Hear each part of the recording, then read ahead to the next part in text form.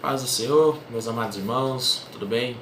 Meu nome é Paulo Renato, sou evangelista da Igreja Assembleia de Deus Ministério de Jerusalém de Ribeirão Preto, estado de São Paulo.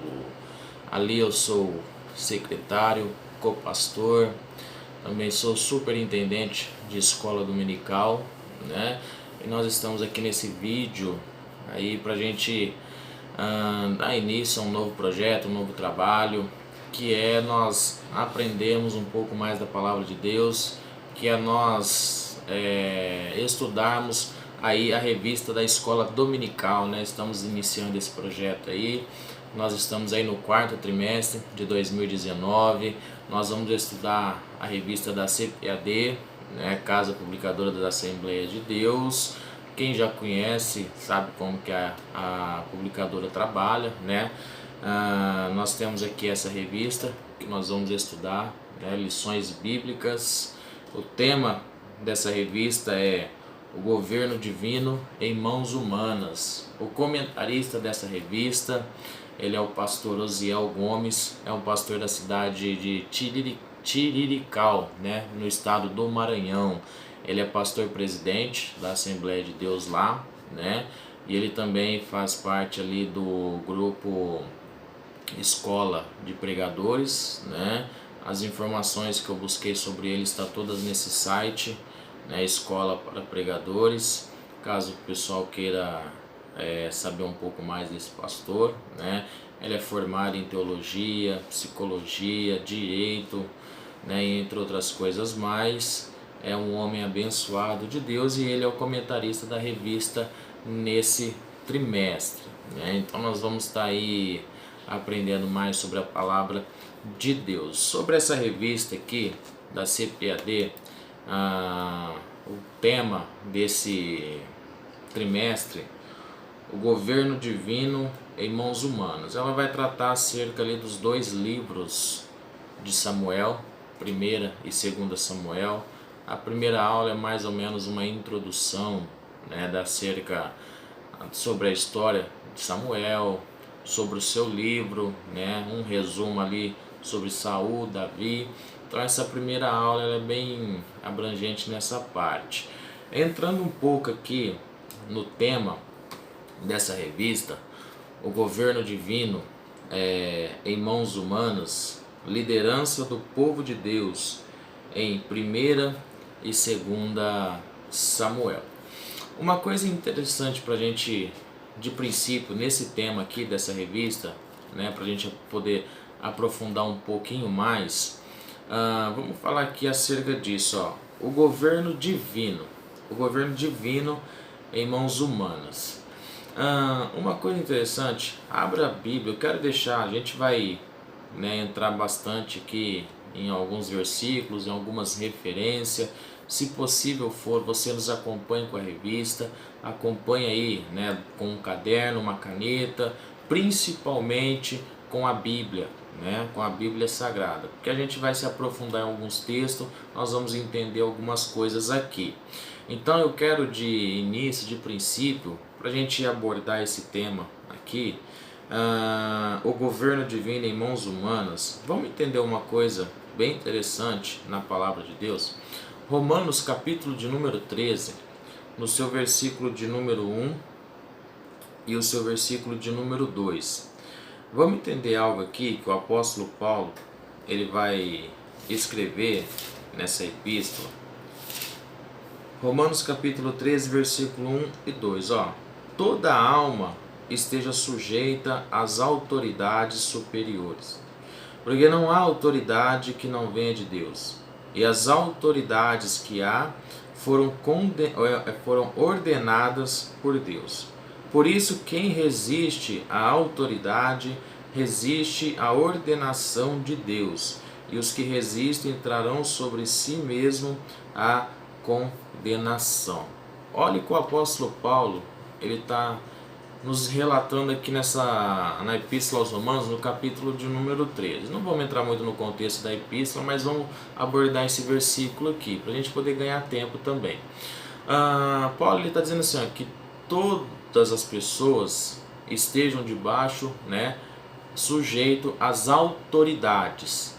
as autoridades, aqueles que governam, né, o nosso país, seja aqueles que governam o nosso país, sejam aqueles que governam uma empresa, seja aqueles que governam uma escola, um trabalho, a igreja principalmente, sua casa principalmente, toda a autoridade, seja ela qual for, em qual departamento, em qual situação, qual for, toda autoridade, a Bíblia fala aqui, ó, que toda alma esteja sujeita às autoridades, porque não há autoridade, né, que não foi ordenada por Deus. Tudo, qualquer âmbito, qualquer lugar, qualquer pessoa que você vê assumindo um posto de liderança, tá? Aqui é claro que a revista ela vai se tratar acerca ali da monarquia, Saul, Davi, né? E Samuel, Saul e Davi, que foram os líderes naquela época ali, tá? Mas entrando nesse contexto, seja qual for a autoridade, qualquer lugar, qualquer departamento, tá? Ela está ali porque ela foi ordenada por Deus. Então é muito importante você guardar isso, tá? Você gravar isso, tá bom? Toda autoridade ela é ordenada por Deus. Jesus, quando ele foi crucificado, quando ele estava indo para ser crucificado, ele estava diante de Pilatos, tá? Pilatos falou assim: olha, fala para mim o que foi que você fez, quem você é, porque eu tenho autoridade para te soltar. E o que Jesus falou para ele? Falou: olha, nenhum poder teria sido dado a você se do meu Pai, ou seja, se do alto não viesse. Você está entendendo? Nenhuma autoridade você teria sobre mim se do alto não viesse. Isso é muito interessante porque Jesus, ele se fez homem, né? Se fez o verbo, se fez carne, habitou entre nós e foi um homem que respeitou, tá, as autoridades. Ele foi um homem que respeitou todas as autoridades. Jesus, ele não desrespeitou ninguém, né? Isso que sirva de exemplo para nós, certo? Isso que sirva de exemplo para nós. Você pega, por exemplo, aí, o povo não queria pagar imposto para os romanos. É lícito pagar imposto para os romanos? O que Jesus falou? Dê a César o que é de César e a Deus o que é de Deus. E quando Pedro retorna, quando ele passa pela alfândega que ele retorna, Jesus vai olhar para Pedro e vai dizer assim: que foi, Pedro? Qual que é a sua preocupação? Os filhos também pagam os impostos? E Pedro falou: os filhos também pagam. E o que Jesus falou? Então vai lá no mar, né? Pesca um peixe e ali tira 2 moedas. Uma para mim e uma para você, para que ninguém se escandalize. Então você vê que Jesus, ele sujeitou às autoridades, né? Então é importante nós entendermos. Mas vamos levantar uma questão aqui interessante. A autoridade, o governo, né? O presidente que está ali é um cara homicida, é um cara que, vamos dizer assim, é uma pessoa que vai totalmente contra os princípios bíblicos, que faz tudo aquilo que é errado, né, da vontade de Deus. Essa pessoa também foi colocada por Deus ali? Também foi. Essa pessoa que está ali também foi. Mesmo que ela esteja fazendo coisas que não agrade a Deus, ela também foi colocada por Deus. Vamos ver uma referência interessante. Isaías 45, versículo de número 7. Isaías 45, versículo de número 7. Nós vamos ver que Deus, ele vai dizer o seguinte para Isaías 45, 7. Eu formo a luz e crio as trevas. Eu faço a paz, eu faço a paz e causo o mal, né? Eu, o Senhor, faço todas as coisas. Vamos entender isso aqui. É a vontade de Deus fazer o mal à humanidade? Você acha que Deus quer fazer o mal para prejudicar a humanidade? Não, Deus não quer fazer o mal para prejudicar a humanidade. Ele permite que isso aconteça, até porque o mal, vamos dizer assim, o mal na vida de uma pessoa é a ausência de Deus na vida dela, né? É a ausência de Deus na vida dela. Por isso que ela segue o caminho mal, porque ela não conhece a Deus, né? Nós vamos ver isso mais adiante. Uma coisa interessante, importante para nós entendermos aqui também, quando fala assim, eu dou a paz e eu faço o mal, nós vamos usar um exemplo durante dessa aula aqui, uma referência sobre o povo de Israel. Vamos usar aqui Jeremias capítulo 27, versículos 5 e 6. Primeiro a gente precisa entender o seguinte, que a Bíblia fala assim, que para tudo há um propósito, né? Há um propósito para todas as coisas no céu e debaixo do céu, né? Então a gente precisa entender isso, que para tudo há um propósito. Qual que é o propósito então de Deus causar o mal? Vamos entender isso aqui no livro do profeta Jeremias, capítulo 27, versículos 5 e 6, quando Deus ele vai dizer o seguinte, ele vai levantar um rei. Aqui no livro do profeta Jeremias, no capítulo 27, versículos 5 e 6, Deus ele vai dizer para Jeremias que ele vai levantar um rei. Olha esse rei aqui que Deus vai levantar e o porquê que ele vai levantar esse rei. Jeremias 27, 5 e 6.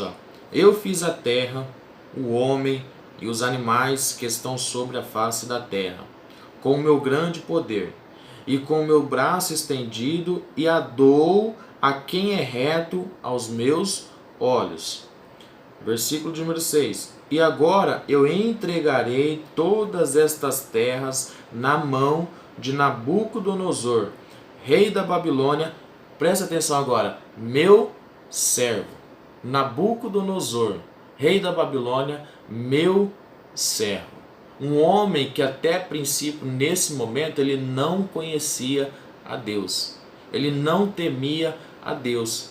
Mas Deus está falando o quê? Que Nabucodonosor, rei da Babilônia, era quem? Era meu servo. Está conseguindo entender a situação aqui? Né? Meu servo, até os animais do campo lhe dei para que o sirva. Vamos entender isso daqui. Qual era o propósito então de Deus levantar Nabucodonosor? Qual que era o propósito de Deus entregar o povo de Israel na mão desse rei que fez atrocidades, né? Matou ali Zedequias aos olhos do seu filho, matou seus filhos, melhor dizendo, na sua frente, depois o cegou e o matou, né? Ele fez a mesma coisa ali, levando o Joaquim também cativo, fez barbaridades, coisas horrendas, né? Coisas horríveis. Por que que Deus causou essa situação para o povo de Israel? Por quê, irmãos? Israel era uma nação que naquele momento tinha virado as costas para Deus, tinha abandonado a Deus, tinha esquecido Deus, tinha deixado Deus de lado, né? Tinha virado as costas, já não andavam mais nos caminhos do Senhor. Então Deus precisou fazer o que? Tomar essa atitude. Precisou pegar Nabucodonosor, uma pessoa ímpia, uma pessoa bárbara, né? Que fez coisas horrendas. Para quê? Para trazer o povo ao arrependimento. Você está entendendo? Para trazer o povo ao arrependimento. Não vamos longe. Olha a nossa nação, chamada Brasil. Ficamos aí, né? Não estou aqui para fazer ideologia política nem nada, mas nós ficamos aí há 16 anos à mercê de um governo que fez coisas horríveis, né? Que transformou a nossa nação nesse caos que transformou. Deus permitiu isso por quê? Por que que Deus permitiu? Nunca se viu no meio político, né, como está acontecendo nos últimos dias, pessoas evangélicas entrando no meio político.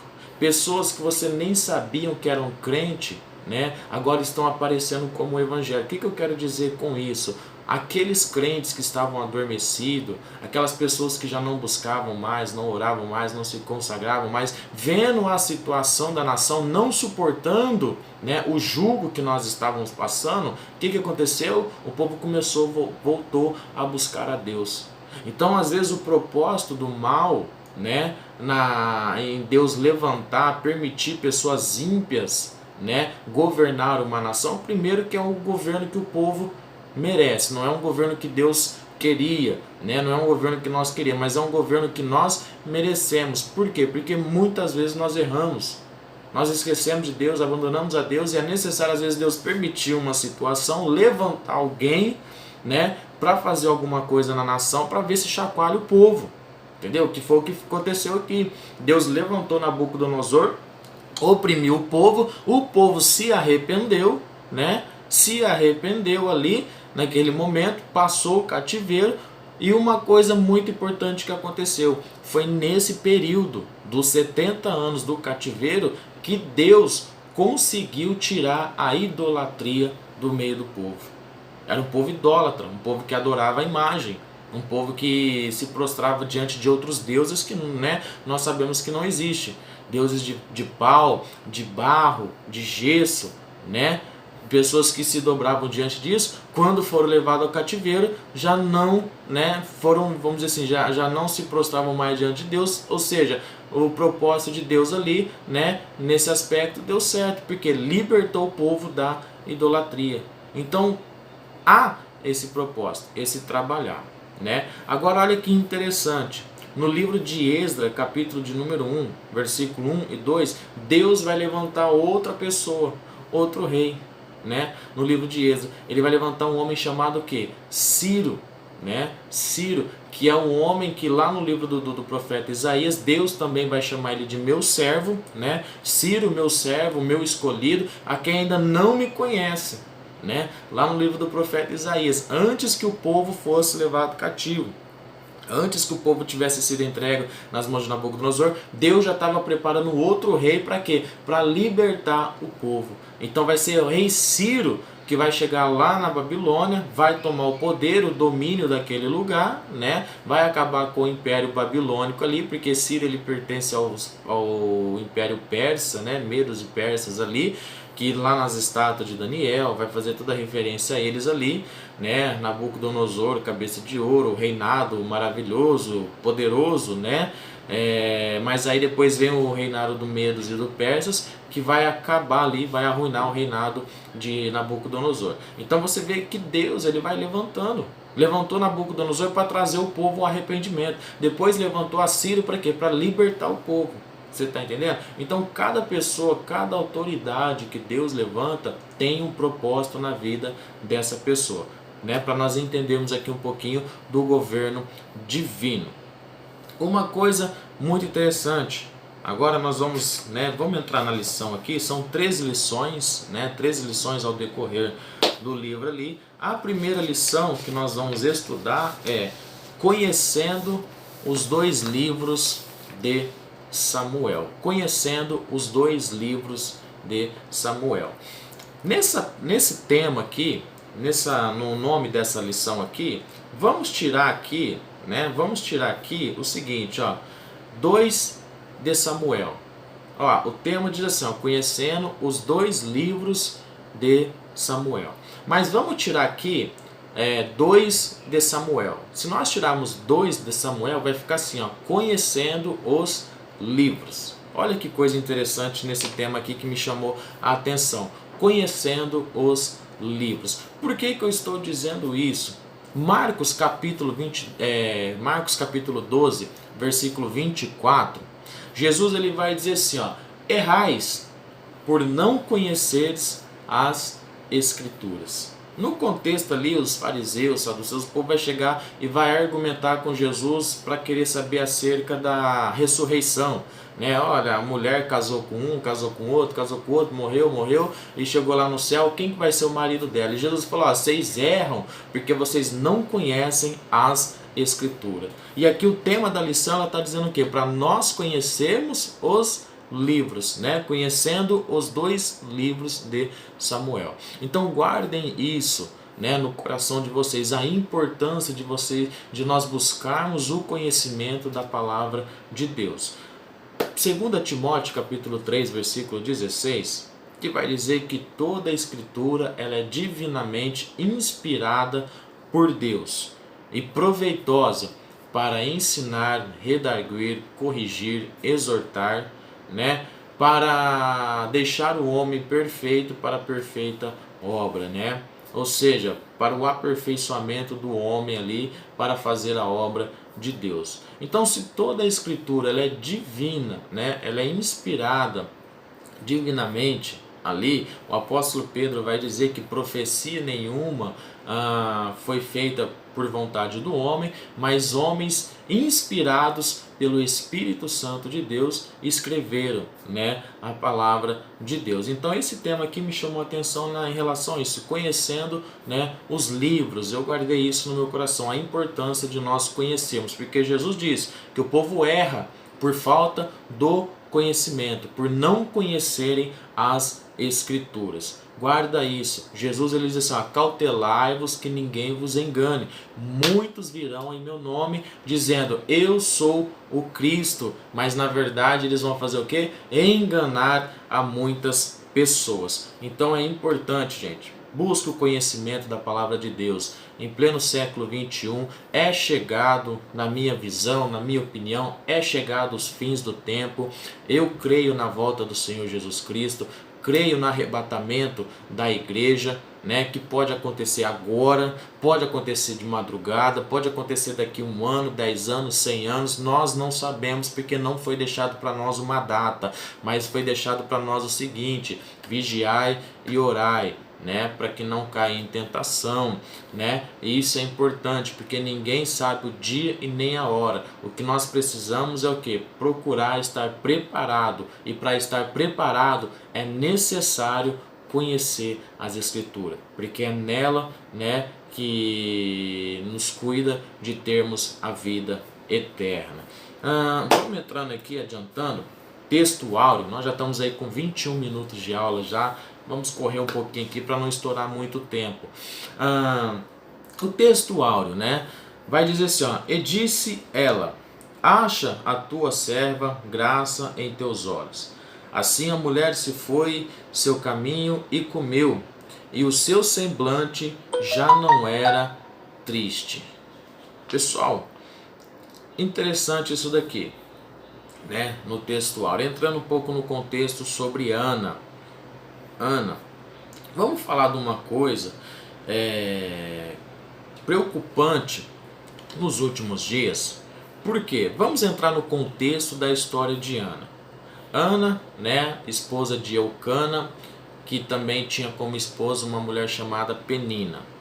Penina, nós sabemos que quando ela queria, ela dava filho para Eucana, né? Teve vários filhos com Penina e Eucana ali, tiveram vários filhos. Porém o texto vai dizer que Deus cerrou a madre de Ana. Então, nós vamos ver aqui, vamos ver na Bíblia, no primeiro capítulo do primeiro livro de Samuel. Vamos ler aqui alguns versículos para a gente entender a situação de Ana, para nós vermos que nos dias de hoje não está diferente aquilo que Ana passou. Só que infelizmente nos dias de hoje tem pessoas que não estão suportando. Vamos entender isso daqui. Ó, capítulo de número 1, o versículo 12 ao 18. E sucedeu que, perseverando ela em orar perante o Senhor, Eli observou a sua boca, porquanto Ana no seu coração falava, só se movia os seus lábios, porém não se ouvia sua voz, pelo que Eli a teve por embriagada. E disse-lhe Eli: até quando estarás tu embriagada? Aparta-te do teu vinho. Porém Ana respondeu: não, Senhor meu, eu sou uma mulher atribulada de espírito, nem vinho nem bebida forte tenho bebido, porém tenho derramado a minha alma perante o Senhor. Não tenhas, pois, a tua serva por filha de Belial, porque a multidão dos meus cuidados e dos meus desgostos tenho falado até agora. Então respondeu Eli: vá em paz, e o Deus de Israel te conceda a petição que lhe fizeste. E disse ela: ache a tua serva graça aos teus olhos. Assim a mulher seguiu o seu caminho, comeu, e o seu semblante já não era triste. Vamos ver aqui o versículo de número 8. Então Eucana, seu marido, lhe disse: Ana, por que choras? Por que não comes? E por que está mal o teu coração? Não te sou eu melhor do que 10 filhos? Olha a situação que Ana chegou. O contexto vai dizer que Penina sempre afrontava ela, né? Penina sempre estava ali afrontando ela. E ela, nessa situação, por não conseguir gerar um filho, ela já chorava, a situação dela era só uma vida de choro, né? Ela só chorava, ela não comia e o coração dela já estava mal. Vamos chamar atenção para algo que está acontecendo hoje, nos dias de hoje, no meio evangélico também, principalmente, pessoas que só levam a sua vida chorando, já não querem mais saber de comer, e já não querem mais, né? O seu coração ali já não tem mais aquela alegria. Vamos resumir, vamos chamar isso da doença do século 21, conhecida como depressão, que infelizmente está entrando em vida de várias pessoas. Ana, nesse momento, os sintomas que ela estava tendo eram sintomas de quem estava em depressão. Sintomas de quem já não tinha mais interesse na vida, prazer em viver. É o que está acontecendo muito nos dias de hoje. Pessoas que estão se frustrando, pessoas que não estão conseguindo algo, acabam se frustrando e esses, né, acabam tendo esses sintomas em sua vida. Talvez Deus está falando com você nesse momento. Você que está angustiado, triste. Vamos aprender aqui naquilo que nós lemos aqui, naquilo que Ana fez, para que você possa se libertar desse mal, dessa angústia, dessa doença, né, na sua vida. 3 coisas que Ana fez para que ela conseguisse a vitória e para que ela se libertasse dessa angústia. Primeira coisa, ali no versículo de número 12, vai dizer que ela perseverou. Ela perseverava orando, né? Perseverando ela em orar perante o Senhor. E olha que coisa muito interessante, porque Eli vai chegar e vai dizer, e o texto vai dizer que Eli observava o quê? A sua boca. Eli estava observando a boca de Ana. Mas olha como que tem que ser a oração do crente. A oração do crente, ela não tem que ser somente com a boca, né? Não tem que ser somente com a boca, porque aqui o texto vai dizer que ela orava, né? Ela falava com o seu coração. E ali falando com o seu coração, o texto vai dizer que ela derramou a sua alma diante do Senhor.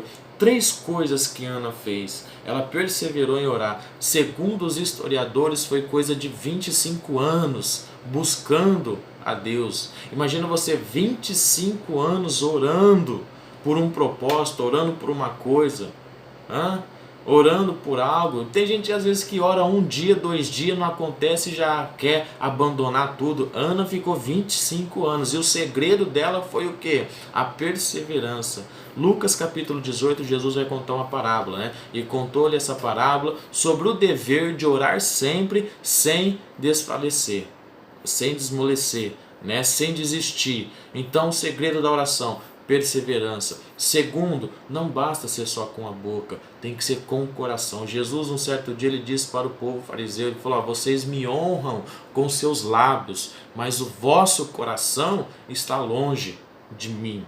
Você está entendendo? Então Deus está preocupado com aquele sentimento do nosso coração. É isso que nós temos que colocar para fora. E o texto vai dizer que ela fez isso porque ela derramou a sua alma, né? Quando ele falou assim: mulher, aparta de ti o vinho, ela falou assim: eu não estou embriagada. Eu não estou embriagada. Né? Eu não tenha eu como filha de Belial, mas eu estou aqui, né? Eu estou colocando para fora, né? Eu estou desabafando todo o meu desgosto, que é o que o texto vai dizer. Então ela se derramou ao Senhor.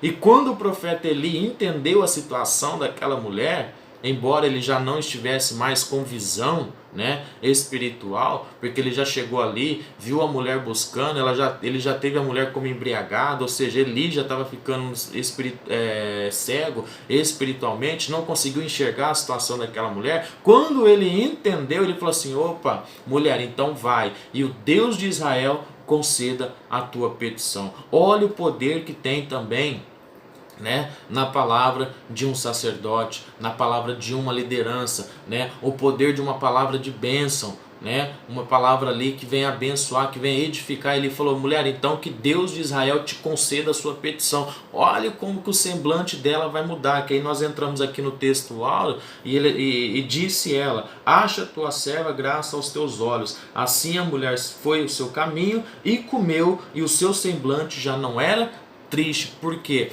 Porque ela recebeu a palavra, né? Ela recebeu a vitória que ela queria. E o segredo foi buscar. Vamos adiantando aqui. Verdade prática. Nos livros de Samuel, aprendemos a servir, a adorar e a amar a Deus de todo o coração, apesar das circunstâncias adversas. 3 coisas: servir, adorar e amar a Deus, apesar das circunstâncias adversas. Paulo, ele vai escrever 1 Tessalonicenses capítulo 5, versículo 18. Em tudo nós devemos dar graça, porque essa é a vontade de Deus para conosco. Entendeu isso? Em tudo nós devemos dar graça, porque esta é a vontade de Deus para conosco. Deus quer que nós sejamos agradecidos a Ele. Meu amigo, meu irmão, minha irmã, faltou o alimento hoje?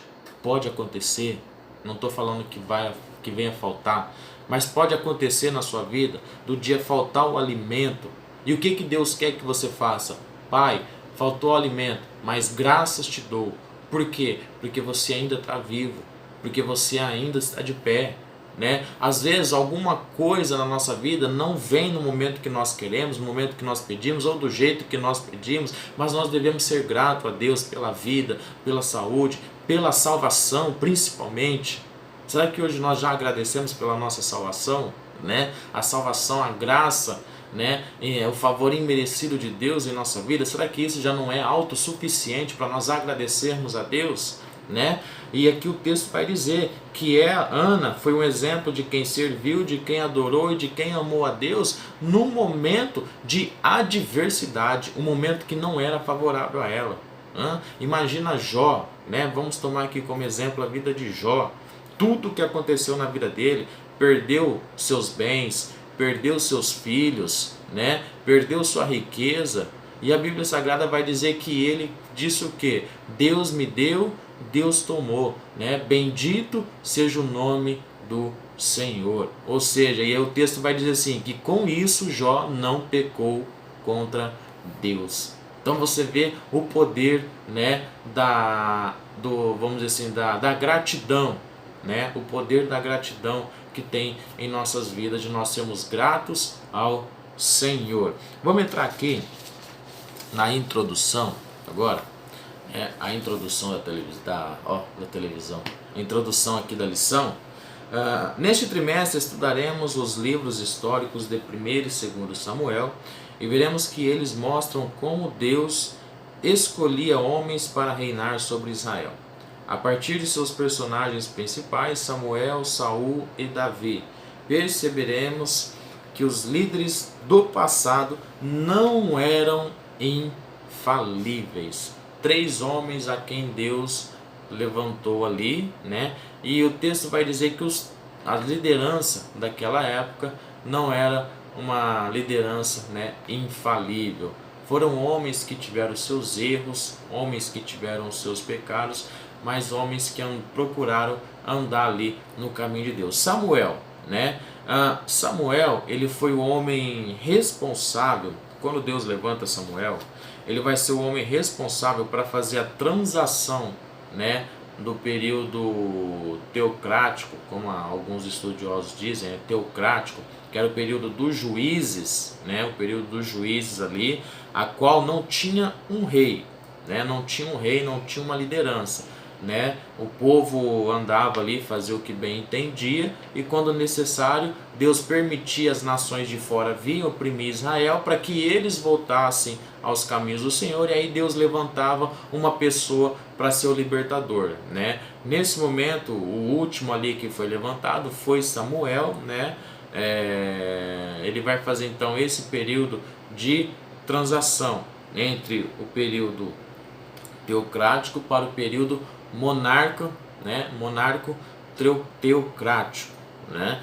Depois, mais decorrer ali adiante, Samuel vai envelhecer, vai colocar os seus filhos, o povo não vai se agradar, eles vão pedir um rei, então Deus vai permitir de que o povo escolha Saul, né? O povo escolhe então a Saul, que foi o primeiro monarca, né, de um período ali de 120 anos, 40 anos foi Saul, depois 40 anos foi Davi, depois 40 anos foi Salomão, e aí o reino foi dividido e foi levantando diversos reis ali ao decorrer da história, né? Saul, como o texto fala, né, como a introdução fala que eram homens, líderes infalíveis, Saul ele foi um homem que foi rejeitado por Deus. Por que ele foi rejeitado por Deus? Devido à sua desobediência, né, a sua desobediência a Deus. Depois é levantado Davi, homem segundo o coração de Deus, mas como também era um homem infalível, teve o seu momento de queda ali com Batseba, né? O seu pecado, ele adultera com Batseba, mata, né, o seu esposo Uzias, né? E aí todo mundo conhece a história. Depois o Natan vem, repreende ele, e os seus filhos ali passam então a se rebelar contra Davi, porque existia uma promessa de que a espada não se apartaria mais da casa de Davi. Consequência, né, das nossas escolhas, consequência dos nossos erros, né? E eles, como eram homens infalíveis, o texto vai dizer assim que Elias era homem sujeito às mesmas paixões que nós, né?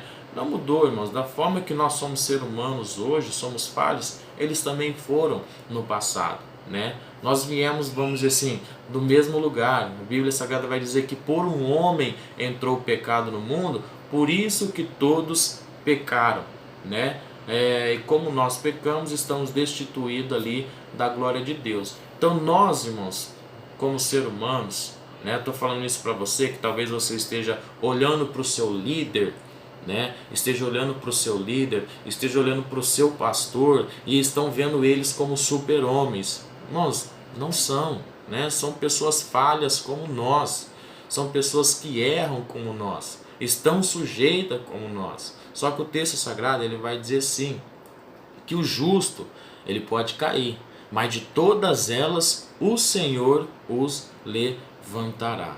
Como que o Senhor os levantará de todas elas? Aí lá em Eclesiastes vai dizer assim, melhor são dois do que um, né? Porque se um cair, o outro levanta. Ou seja, o instrumento que Deus vai usar para levantar aquela pessoa que estava junto com você, aquela pessoa que estava na liderança, seja pastor, seja um líder de algum departamento, né? Mocidade, centro de oração, crianças, obreiros, seja quem for, essas pessoas estão sujeitas à falha. Tá? Estão sujeitas a cair. Só que o texto diz que quando um caiu, o outro foi lá e fez o que? Levantou. Então, em vez de nós criticarmos quem está à frente, vamos estender as nossas mãos e vamos ajudar a levantar para continuar caminhando. O céu é um só.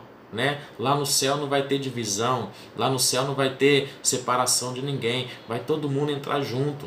Né? Vai todo mundo ali, todos aqueles que buscaram verdadeiramente de coração, vai entrar tudo junto ali. Então vamos ajudar aqueles, né, que estão à frente do trabalho a sustentá-lo, assim como Arão, né, fez junto, não me lembro a memória do outro rapaz que estava junto ali, em que Moisés, né, estava com as mãos estendidas para Israel na peleja. Aí as mãos de Moisés se cansaram e elas começaram a se abaixar.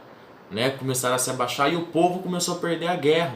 O povo começou a perder a guerra. Então o que eles fizeram? Colocaram Moisés sentado. Quando as mãos de Moisés se cansaram, o que eles fez? Pegaram as mãos de Moisés, colocaram sobre os seus ombros para que as mãos dele ficavam estendidas. E assim o povo prevaleceu e ganhou a guerra que eles estavam ali combatendo. Então é isso que nós temos que fazer. No momento que a nossa liderança cansar, no momento que a nossa liderança cair, é obrigação nossa, que estamos ali do lado, ajudá-los a se levantar e a continuar. Amém? Vamos prosseguir aqui entrando nos tópicos, né? Já estamos ali com 39 minutos.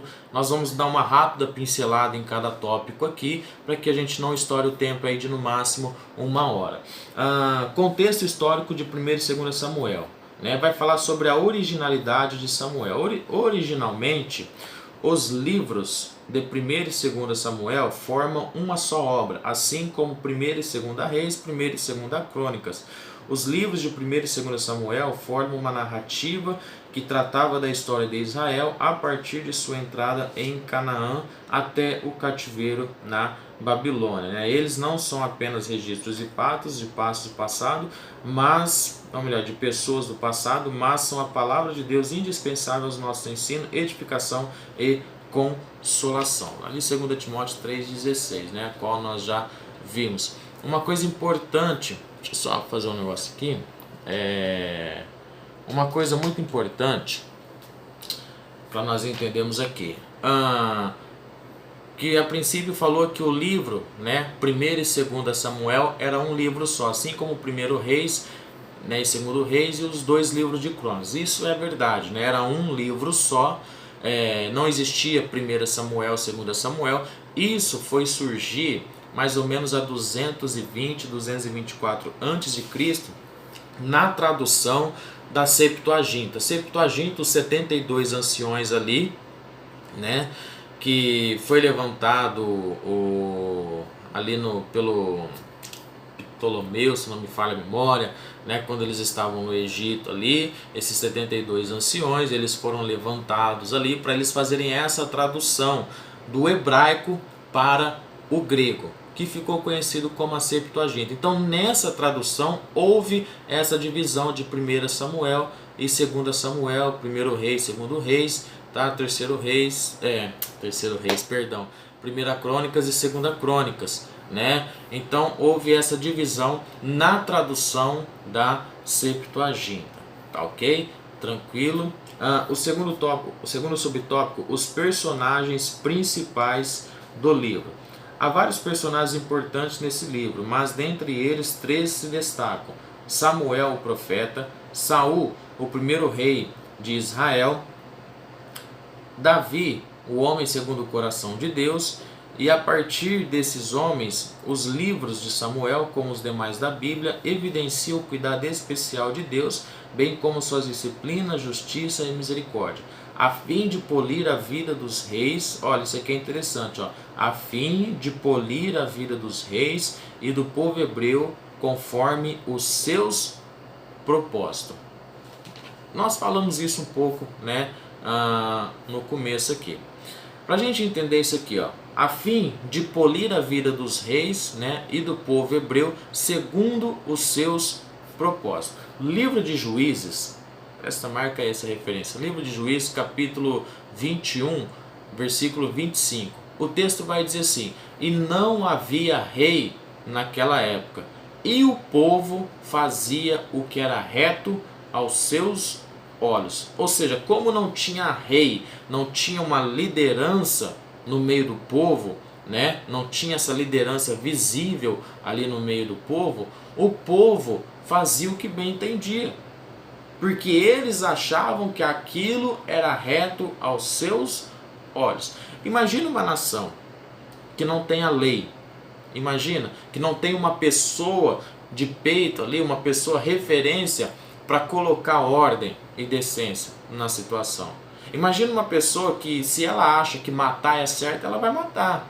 Se ela achar que roubar é certo, ela vai roubar. Por quê? Era a situação que estava o povo naquela época. O povo fazia aquilo que era reto aos seus olhos. Por quê? Porque não tinha uma referência, não tinha quem colocasse ordem na situação. Então, o propósito de Deus em levantar esses 3 líderes foi isso. Foi para falar assim: opa, peraí, eu preciso pôr ordem na situação. O povo está fazendo o que quer? Não, peraí, eu preciso, né, de colocar alguém a quem seja referência, a quem seja exemplo, a quem vai andar nos meus caminhos e vai passar, né, os meus ensinamentos ao povo. Porque foi assim, quando o povo saiu do Egito, eles tinham referência, eles tinham Moisés. Quando Moisés morreu, eles continuaram tendo referência, que era Josué. Você está entendendo? Então, enquanto Moisés esteve vivo, o povo obedeceu, né? Embora nós sabemos que teve esse histórico de rebeldia e tudo, mas o povo tinha referência ali, tinha quem transmitia a palavra. Josué depois assumiu a situação, foi da mesma forma, só que quando Josué morre, eles perdem essa referência. E se nós lermos ali o primeiro capítulo do livro de Juízes, o texto vai dizer que Israel vai entrar em guerra e eles não sabem o que fazer. Eles não sabiam o que fazer. Tanto é que eles vão pedir informação. Eles vão chegar ali para os anciões, se não me falha a memória, né? Eles vão chegar ali e vai dizer assim, olha, consulta o Senhor para ver quem que vai subir a peleja, né? Para quem que vai guerrear, porque a gente não sabe. Ou seja, eles não tinham uma referência, não tinha uma pessoa que chegasse ali e falava, vamos fazer assim, assim, assim, né? Então, muitas das vezes, como foi falado aqui, nós já falamos anteriormente, aquela pessoa que foi levantada, né, ela estava ali para que se cumprisse os propósitos de Deus, né? Então, se foi uma pessoa boa, o propósito de Deus é abençoar. Se foi uma pessoa ruim, uma pessoa má, o propósito de Deus é trazer o povo ao arrependimento. Mas a necessidade que estava naquele momento ali era de que o povo tivesse uma referência e uma liderança a quem pudesse olhar, né, para quem pudesse olhar e seguir ali, né, na vontade de Deus, né? Infelizmente Saul, né, que foi o primeiro monarca, não deu certo. Samuel, ele foi até a sua velhice. Depois da sua velhice ele deixa os seus filhos, que também não dão conta da situação. O povo vai pedir um rei, né, vai pedir um rei. Eles colocam Saul, mas Saul desobedece a Deus, né? Então levanta-se Davi, e aí Davi, Deus vai fazer uma aliança com ele de que nunca faltaria sucessor ao seu trono. O propósito de 1º e 2º Samuel. O propósito de 1º e 2º Samuel é relatar a história do reinado de Israel, partindo do estado de anarquia para a monarquia teocrática. Uma das lições mais preciosas que esse livro nos ensina é que obedecer é melhor do que sacrificar, né? Esse texto está lá em 1 Samuel 15, 22, em um momento em que Samuel chega para falar com Saul, né? Em que Saul ele tinha pego ali, oferecido sacrifício no lugar de Samuel, né? E aquela situação não agradou a Deus. Deus então vai chegar para Samuel e vai dizer, Samuel, por que você ainda insiste com Saul, sabendo que eu o rejeitei, né? E Samuel ele vai conversar com Saul, ele vai dizer, Saul, melhor é obedecer do que sacrificar. Saul foi um rei desobediente, foi um rei que rejeitou a palavra de Deus. Foi um rei que quis fazer da sua forma, quis fazer da sua maneira, quis fazer do seu jeito e não deu ouvidos a Deus. Enquanto Saul começou a reinar e que ele foi ouvindo a palavra de Deus, Deus foi abençoando ele. Mas a partir do momento em que ele deixou de ouvir a palavra de Deus, Deus também o deixou, Deus o rejeitou, né? Então aprenda isso, a desobediência, irmãos, a desobediência, ela traz a rejeição de Deus para nossas vidas. O reinado de Saul, que talvez, vamos dizer assim, poderia ser um reinado perpétuo. A aliança que Deus fez com Davi poderia ter feito com Saul, mas não fez com Saul. Por quê?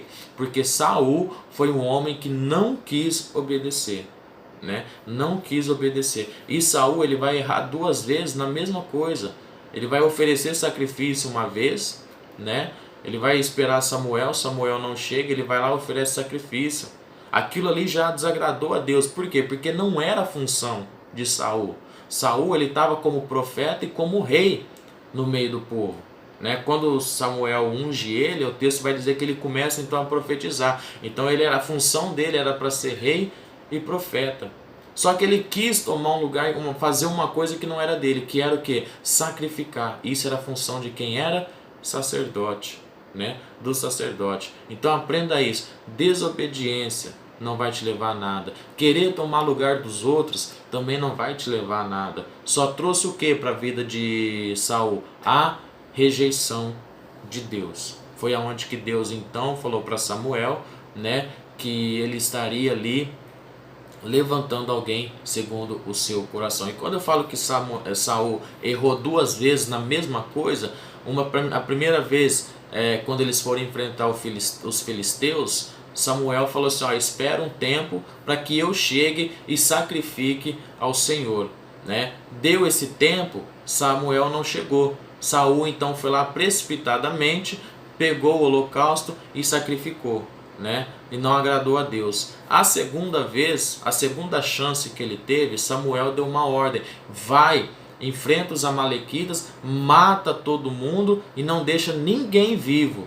né? Não é para deixar ninguém vivo. Ele foi, subiu para guerrear ali, porém ele matou todo o povo, só que ele deixou as ovelhas, né? Deixou os gados vivos e deixou o rei, né? O rei lá também, lá dos Moabitas, dos Amalequitas lá, deixou eles vivos também, né? Ou seja, desobedeceu, né? E aí quando Samuel chega e que ele vai escutar, porque Saul tinha escondido as ovelhas, tinha escondido as vacas, né? A gente às vezes faz as coisas erradas e quer tentar esconder, mas não adianta. Por quê? Porque quando Samuel chega, que ele vê que está tudo devastado ali, né? Samuel fala: poxa, até que enfim obedeceu. Só que quando ele chega, né? Eu estou conjecturando aqui, imaginando Samuel chegando e falou assim: nossa, até que enfim ele obedeceu. Só que quando ele chega ali, o texto vai dizer que aquelas vacas, aquelas ovelhas que estavam escondidas, começam a fazer barulho. Samuel vai ouvir aquele barulho e vai dizer: mas que barulho é esse? E olha a resposta de Saul: não, nós guardamos essa ovelha porque nós iríamos sacrificá-las, né? Veja que ele errou a primeira vez querendo sacrificar que não era função dele, errou de novo querendo sacrificar que não era função dele, e além de ter errado ainda tentou esconder, acobertar. E Samuel falou assim: hoje Deus passou o seu reino, né? Você não tem mais parte com Deus, Deus não tem mais parte contigo. O teu reinado, Saul, foi rejeitado. Como você rejeitou a palavra do Senhor, ele também te rejeitou. Então obedecer é melhor do que sacrificar. Terceiro subtópico, ou melhor, segundo tópico,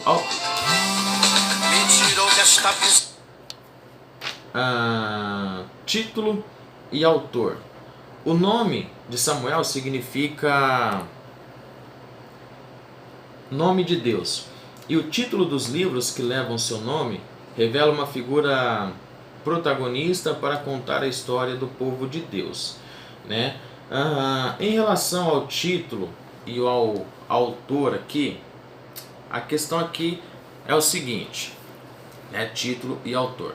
Sugere que Samuel tenha escrito do capítulo 1 até o capítulo 24 do primeiro livro ali de Samuel. Porque no capítulo 25, na sua velhice, ele já morre, tá? Ele morre. E aí nós sabemos que o livro continua, né? Vai até o final ali de 2 Samuel. Então, do capítulo 1 ao capítulo 24, sugere que quem tem escrevido seja Samuel. Aí, do capítulo 25 de 1 Samuel até o último capítulo de 2 Samuel, alguns estudiosos acreditam ser que Natan, né, Natan e Gade tenha escrito. Isso está lá em primeiro livro de Crônicas, capítulo 29, e o versículo 29, que vai dizer assim, 1 Crônicas, capítulo 29, versículo 29, né? Os atos, pois, do rei Davi, assim os primeiros como os últimos, eis que estão escritos nas crônicas de Samuel, o vidente, nas crônicas do profeta Natã e nas crônicas de Gade, o vidente. Então sugere que são esses três, né, que seria o autor de 1 e 2 Samuel. Isso não é um fato confirmado, tá? Mas é o que muitos estudiosos acreditam, né? Então, como o livro também faz menção a esses dois profetas, né? Quando Davi peca, quem chega ali e repreende é Natã, né? Como o Gade às vezes aparece fazendo alguma coisa, então eles acreditam ser esses três, né? Como está escrito aqui em 1 Crônicas 29, que seja o autor desse livro de Samuel.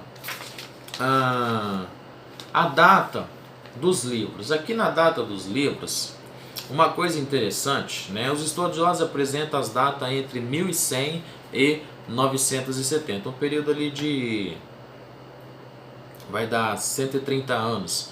Essa data marca os acontecimentos históricos desde o nascimento de Samuel ao término do seu reinado, ao término do reinado de Davi. Agora veja bem, assim crê-se que Samuel nasceu em aproximadamente 1100 a.C.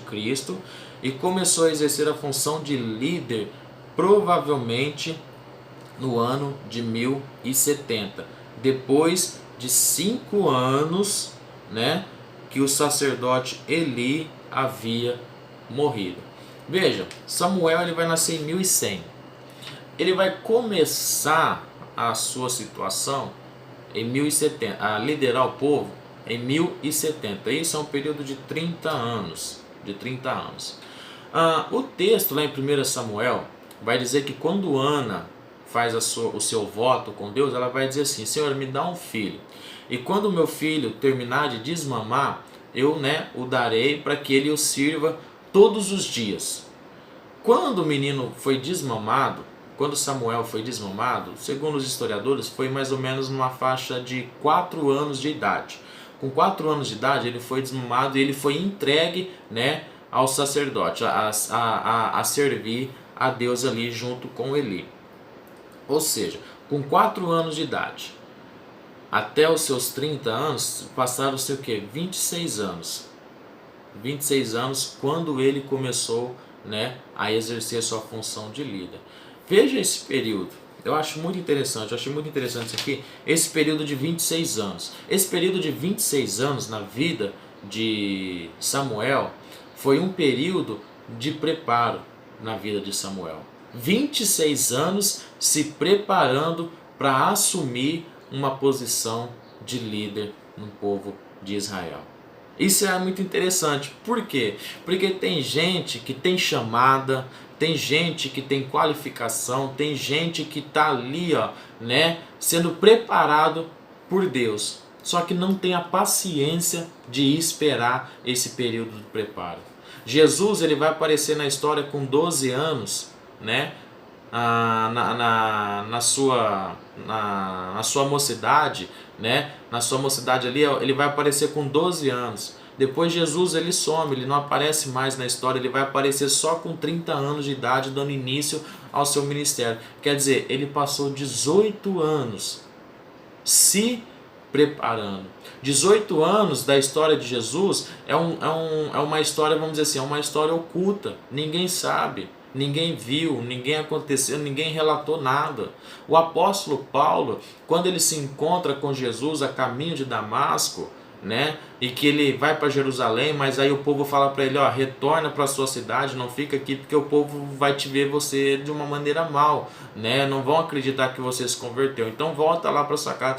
Quando ele volta, irmãos, é mais ou menos ali 14, 15 anos fazendo tenda, esquecido, quer dizer, se preparando. É esse que é o problema, as pessoas muitas das vezes não conseguem esperar o tempo de preparo. Mas é necessário, irmãos, nós passarmos por esse tempo, viu? Nós passarmos por esse tempo, e esperar essa preparação na nossa vida, porque isso é fundamental, irmãos. Uma semente que é plantada, ela não cresce da noite para o dia, Uma semente, às vezes, ela passa ali 1 semana, 2 semanas, até que ela começa a germinar, e aí tem todo o processo de crescimento. Tem todo o processo, todo o trabalho na vida dela ali para que ela possa crescer, até que ela comece a dar os seus frutos. Então, como Samuel soube esperar, Jesus soube esperar, Paulo soube esperar, tanto outros souberam esperar o momento, que nós possamos aprender aqui, que Samuel ficou 26 anos esperando para assumir a sua posição de líder. E detalhe, não foi com a morte de Eli que ele já assumiu, não, ele ainda teve que esperar mais 5 anos ainda para assumir essa posição. Então há um tempo determinado para cada coisa, amém? Adiantando aqui, a situação espiritual. Vamos resumir aqui, Em Israel, o sacerdote do povo era Eli, mas ele se deixou levar pelos seus filhos, honrando mais que ao Senhor. Então veja essa situação. Eli, né, o homem que era sacerdote naquela época, ali, né, o homem que era sacerdote, que era o responsável, que era a liderança, né, naquela época, naquele momento ali. Só que ele foi um homem que o texto vai dizer que ele se deixou levar pelos seus filhos. Irmãos, liderança, se tratando de liderança, se tratando de autoridade, quem está à frente de um trabalho, de um projeto, jamais, irmãos, ele pode se deixar levar. É claro que opiniões, conselhos, sugestões são muito bem-vindas, né? São muito bem-vindas. Só que a situação aqui, o que acontece? Quando fala que Eli se deixou levar pelos seus filhos, os seus filhos começaram a fazer coisas que eram mal aos olhos do Senhor. E o que Eli fazia? Eli consentia com aqueles pecados. O povo trazia o sacrifício e quando estava sendo preparado o sacrifício, eles pegavam os seus garfos de 3 pontas, espetavam as melhores partes, pegavam para eles as melhores partes, né? Sem contar que eles se prostituíam também, né? Sem contar que eles faziam coisas que o texto sagrado vai dizer que eram mal aos olhos do Senhor. E Deus não vai ter eles como filhos de Eli, vão ter eles como filhos de Belial, né? E os filhos de Eli, Ofni e Finéias, não conheciam o Senhor, né? Eram filhos de Belial, porque faziam coisas más aos olhos do Senhor. E o que o sacerdote Eli fazia? Consentia. Estava tudo bem, estava tudo certo, estava tudo normal, né? Era influenciado pelos seus filhos. Então você que está na liderança, você tem que mostrar essa autoridade, é claro, com respeito, né, com amor, mas você tem que ter autoridade sobre aqueles que são seus liderados. E hoje uma coisa que a gente está vendo muito também, como se está se tratando de pais e filhos, hoje tem filhos dentro de casa que mandam muito mais do que os pais. Pais que deixam os filhos fazer o que querem, né? Pais que deixam seus filhos dominarem, assiste televisão a hora que quer, assiste o canal que quer, faz o que quer, respondem mal, e os pais não estão nem aí, né? Os pais não estão nem aí. E muitas das vezes, irmãos, isso que reflete dentro da sua casa vai refletir para a sociedade. Se eles não te respeitam dentro de casa, eles não vão te respeitar na igreja, não vão te respeitar na rua, e quem vai passar vergonha é quem? É você. Você é pai, você é autoridade sobre os seus filhos. Tome as rédeas. É claro, você tem que amar, né? E a Bíblia diz que aquele que ama, corrige. Aquele que ama, exorta. Deus corrige aquele a quem ele ama e açoita aquele a quem ele tem por filho. Se Deus faz isso com nós, como nós, sendo pai, não vamos fazer isso com os nossos filhos? Não estou fazendo aqui, falando para você fazer apologia a espancamento, a bater, não, nada disso. Mas você tem que ter autoridade sobre o seu filho. Seu filho, ele tem que entender que dentro da sua casa quem manda é você. Quem põe os limites é você, né? Quem põe. Mas hoje o pai chega cansado do serviço, a mãe chega cansada do serviço, às vezes o filho quer uma atenção, quer conversar, mas o que ele faz? Toma o celular, né? Toma o celular aqui, vai brincar no celular. Irmãos, isso vai tirar toda, né, a sua autoridade, né? Melhor do que presente é estar presente na vida do seu filho, é ganhar o respeito do seu filho, né? É impor sobre o seu filho os limites que tem que ser posto, não deixar os seus filhos, vamos dizer assim, a Deus dará, fazendo o que quer, né? Então ele pecou por causa disso. E uma coisa muito interessante, vamos ler aqui capítulo de número 2 do primeiro livro de Samuel, capítulo de número 2, essa aqui a gente precisa ler para você entender. Capítulo de número 2, versículo 12, que vai dizer assim, ó: era, porém, os filhos de Eli, filhos de Belial, e não conheciam o Senhor. Versículo de número 12. Versículo de número 17. Era, pois, muito grande o pecado desses moços perante o Senhor, porquanto os homens desprezavam a oferta do Senhor. Era muito grande o pecado desses dois diante do Senhor. Então, veja bem, o texto está fazendo menção a quem? Aos filhos de Eli. Os filhos de Eli eram filhos de Belial, né, que não obedecia ao Senhor. E o pecado deles, o pecado era muito grande perante ao Senhor. Mas olha aqui agora, que interessante, isso aqui no versículo de número 27. E veio um homem de Deus a quem? A Eli. Ó, o homem de Deus veio a Eli e disse-lhe: assim diz o Senhor, não me manifestei na verdade à casa de teu pai, estando eles ainda no Egito, e na casa de Faraó. Se você ler aqui o contexto, você vai ver que esse homem de Deus que veio a Eli, ele veio cobrar Eli, ele veio trazer uma palavra de Deus para Eli, repreendendo Eli acerca das condutas dos seus filhos. E ali o final que ele vai dizer é o seguinte: aos seus filhos morrerá. Né? A promessa que eu tinha de manter a sua linhagem sacerdotal, longe de mim que isso aconteça, diz o Senhor. Longe de mim que isso aconteça. Ou seja, a promessa que Deus tinha sobre a vida de Eli, de manter a sua linhagem sacerdotal, que não faltasse gente da linhagem dele para exercer o sacerdócio, naquele momento é quebrada. Naquele momento Deus ele volta atrás e ele fala o seguinte: longe de mim, né? Longe de mim que isso aconteça. Mas o que me chama a atenção aqui é o seguinte: quem pecava, quem fazia o que era mal aos olhos do Senhor, eram os filhos. Mas quem que Deus cobrou? Eli, o pai. Entendeu? Então, tudo que os seus filhos fazem, enquanto eles estiverem debaixo da sua casa, debaixo da sua autoridade, quem vai ser cobrado é você. Então, tome uma atitude, né? Tome a atitude correta ali de você colocar os seus filhos, né, debaixo do seu jugo, debaixo da sua autoridade, para que os seus filhos não se percam e para que as promessas de Deus na sua vida não sejam revogadas, né, como foi na vida de Eli. E ali Eli vai morrer, os seus filhos vão morrer, por quê? Por causa do pecado. Às vezes, algumas coisas que nós deixamos passar, né, são coisinhas mínimas, coisinha pequena, não é nada demais, mas isso vai crescendo, vai crescendo, vai crescendo, até chegar um momento que você não consegue mais ter controle da situação. E aí acontece o que aconteceu com Eli, né?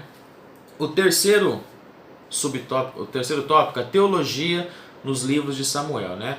Profecias cumpridas, que vai dizer aqui no final aqui, ó, por exemplo, profecias cumpridas na história e mudança que ocorreram na estrutura social da nação, né, estão patentes em 1 Samuel capítulo 7, capítulo 12, né, e 2 Samuel 17. Mudanças. Quando Samuel assume o sacerdócio, ele vai chegar para o povo e vai dizer o seguinte para o povo, né, no capítulo de número 7, depois vocês consultem lá, né, ele vai dizer para o povo, ó, deixe os seus deuses, né, abandone as vossas idolatrias, os seus pecados, se arrependa ao Senhor.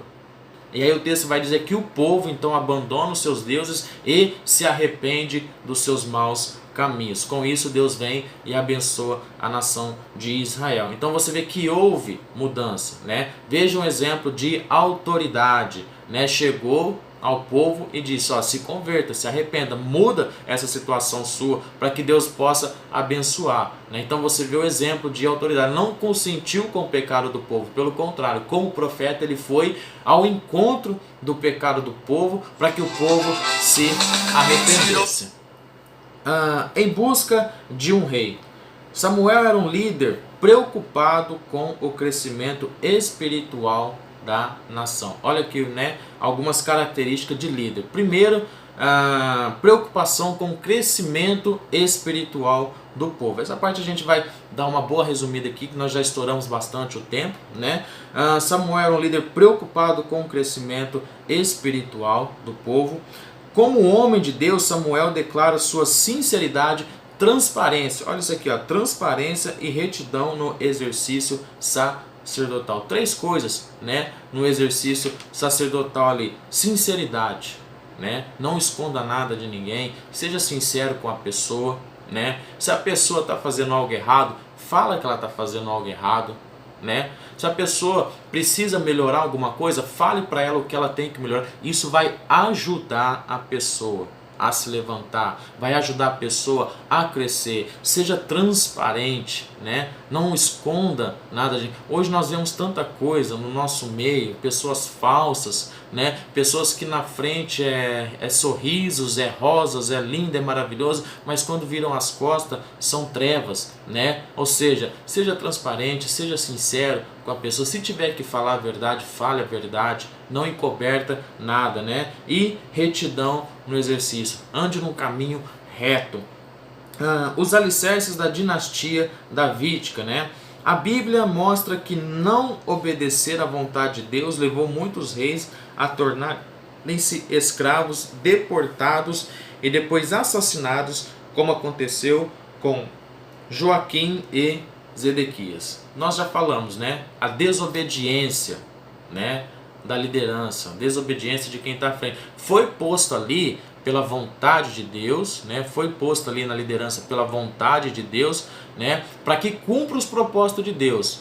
Ou seja, você está na liderança porque você é um instrumento escolhido por Deus, tá? Você foi um instrumento escolhido por Deus para estar nessa liderança, então você tem que andar no centro da vontade de Deus, né? Andar no centro da vontade de Deus, porque através da sua vida Deus vai trabalhar na vida de outras pessoas. Agora, como que Deus vai usar a tua vida para trabalhar na vida de outras pessoas se você não está apto a obedecer a Deus?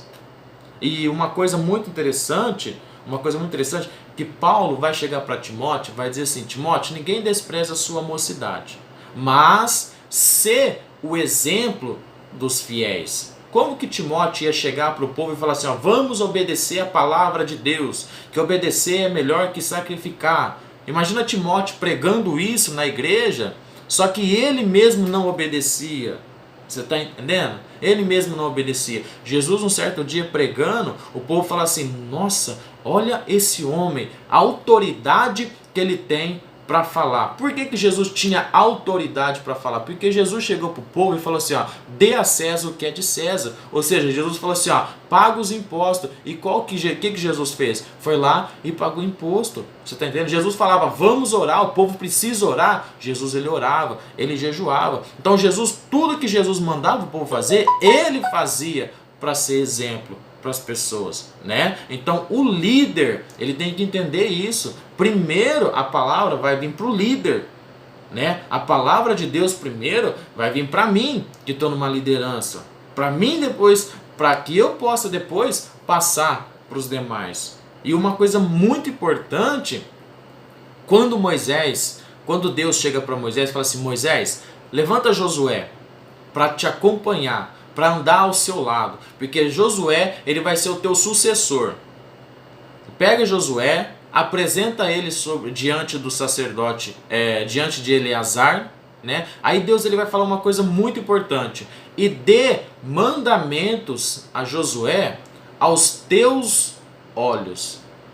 Presta atenção, está lá em Números capítulo 27, se não me falha a memória, Números capítulo 27, depois você lê ali, né?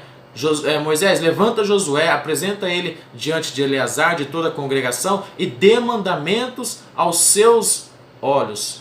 O que isso significa? Moisés, você vai ensinar ele como que faz? Fazendo. Você está entendendo? Por exemplo, você vai ensinar ele a pescar, mas você vai mostrar para ele como que pesca. Você está entendendo? Você vai ensinar ele, você vai falar para ele orar, mas você vai ensinar para ele como que ora.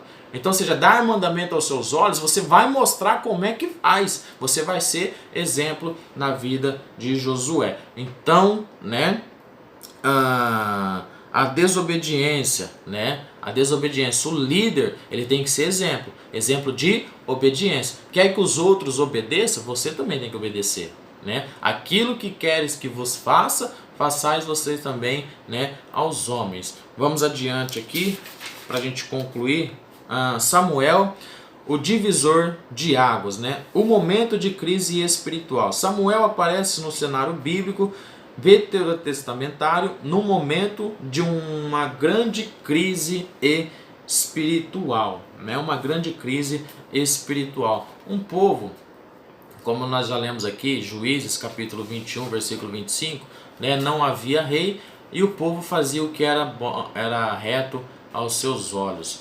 Crise espiritual, irmãos, né? Qual que foi a preocupação de Samuel que nós vimos anteriormente, né? Que o povo crescesse espiritualmente, né? A Bíblia nos ensina que nenhuma condenação há para aqueles que estão em Cristo Jesus, que não antes segundo a carne, mas segundo o Espírito. Jesus também vai dizer para Nicodemos, necessário é, né, você nascer de novo, porque aquele que é nascido da carne é carne, e aquele que é nascido, né, Espírito é Espírito. E nós sabemos, irmãos, que Deus ele procura os verdadeiros adoradores, aqueles que o adorem em espírito e em verdade. Israel não estava assim, né? Israel não estava nada espiritual. O contexto de Israel estava caótico, né? Um contexto onde o pecado estava tão grande, né? Como diz lá no livro do profeta Isaías, a minha mão não está encolhida, né? Que não possa salvar, nem meus ouvidos agravados que não posso ouvir, mas os vossos pecados faz separação entre Deus e o homem. Então o pecado do povo de Israel estava imenso, estava demais, né? Estava demais. O contexto ali era horrível, né? Pessoas faziam o que queria, não estava nem aí com nada, não obedecia, queria levar uma vida de qualquer forma, de qualquer maneira, e isso não agrada a Deus. Então o contexto ali era esse, né? O mais caótico possível ali. O líder Samuel, né? Posteriormente, profetas mais novos herdariam o modelo espiritual deixado por Samuel. Olha isso aqui que interessante, né? Isso aqui eu achei muito interessante. Posteriormente, profetas, né, aí no segundo subtópico do quarto tópico, né, o líder Samuel, posteriormente, profetas mais novos herdariam o modelo espiritual deixado por Samuel. Uma coisa, irmãos, muito importante, a Bíblia fala assim, ó, passarão os seus céus e a terra, mas a minha palavra não passará. Irmãos, nós que estamos à frente, que somos liderança de uma igreja, de um departamento, né, que seja onde for, nós não somos perpétuos, nós não ficaremos ali para sempre. Foi assim com Moisés, foi assim com Elias, foi assim com Samuel, foi assim com Davi, né? Mesmo Davi sendo rei segundo o coração de Deus, chegou o momento dele, ele teve que passar o reinado para Salomão. Uma coisa importante aqui, irmãos, né? Não tem, vamos dizer assim, não tenha o egoísmo dentro do seu coração. Procure, né? Escolha uma pessoa, escolhe pessoas, procure deixar um legado para essas pessoas, para que elas possam te seguir no momento em que você deixar o seu cargo, né? Deixar a sua liderança, assim como foi com Samuel, né? Samuel deixou um legado e aquele legado foi seguido por outros profetas, né? Por outras pessoas. Só que nós muitas vezes estamos à frente, né? Muitas vezes nós não queremos ensinar, nós não queremos deixar um legado, porque tem medo daquela pessoa que vai nos substituir fazer melhor do que nós, se destacar mais do que nós. Irmãos, isso é tudo bobeira, né? Isso é tudo bobeira, né? Não tem nada demais você pegar, né? Ensinar alguém para que aquela pessoa possa te substituir.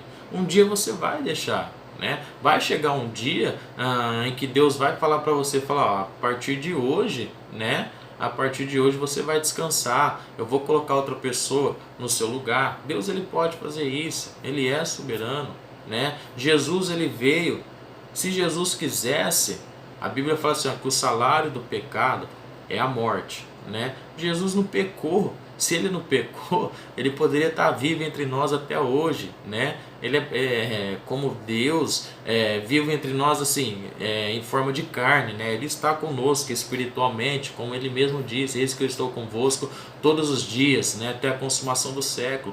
Mas Jesus ele chegou o tempo dele, ele falou, ó, é chegado a minha hora. Né? É chegada a minha hora. E como chegou a hora dele, o que ele fez? Ele deixou aqui de qualquer forma, de qualquer maneira? Não, ele levantou homens para que assumissem o seu lugar. Ele chegou para Pedro e falou, Pedro, você me ama? Senhor, tu sabes que eu te amo. Então vai, Pedro, apacenta as minhas ovelhas, agora é contigo, né? Tudo que eu te ensinei, coloca em prática. Então Jesus, né, foi um exemplo de um homem, de uma liderança, né, que treinou, que capacitou os seus discípulos. Samuel treinou, capacitou os seus sucessores, né? Compete a nós também ter essa humildade de querer ensinar, de querer ajudar outras pessoas a crescer. A obra de Deus, irmãos, Jesus ele falou assim, a seara, ela é grande, é imensa, mas poucos são os ceifeiros, né? Ou seja, isso significa o quê? Tem lugar para muita gente trabalhar, né? Então deixe um legado, ensine, né, aos outros, né, a serem também líderes, como você é. Tenho certeza que você que está me assistindo, né, aí do outro lado, tenho certeza que Deus capacitou você para estar nessa posição de liderança, né, que está nessa posição aí. Então seja humilde, ensina alguém aquilo que você sabe, passa para essa pessoa aquilo que você sabe, e isso vai trazer para a tua vida também um crescimento espiritual, e você vai estar ajudando aquela pessoa a crescer também. Isso chama-se deixar um legado, né? Na conclusão, os livros de 1º e 2º Samuel apresentam a narrativa histórica da transmissão do período dos juízes para a monarquia dinástica. As muitas histórias apresentadas nesse livro revelam os erros e acertos de líderes humanos, mas ao mesmo tempo revelam o quanto Deus trabalha para o seu povo, ou melhor, pelo seu povo. Amém? Deus abençoe você, que essa aula sirva de bênção para a tua vida e o nome do nosso Senhor e Salvador Jesus Cristo seja glorificado cada vez mais. Que Deus abençoe e na próxima semana nós estaremos aqui de volta. Amém? Fiquem com Deus e a paz do Senhor Jesus.